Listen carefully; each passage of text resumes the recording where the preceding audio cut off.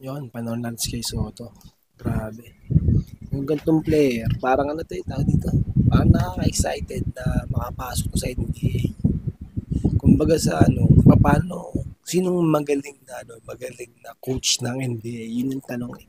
Sinong coach ng NBA na nakapansin ng talent na to nang mula sa Pilipinas?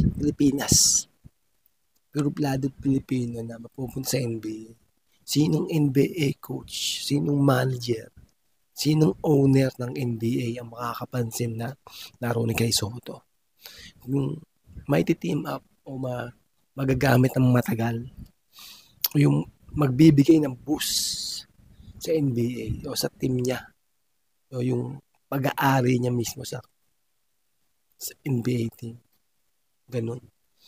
Sino yung NBA manager or owner ng ano. Talagang ano ni Kay Soto, talagang iba eh. Ito, ano, Japan B-League to, di ba?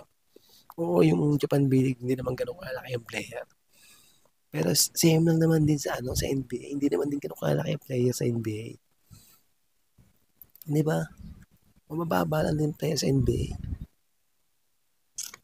So paano yung anong coach, anong manager, anong general, anong agency ng US na papansin sa ganitong laro.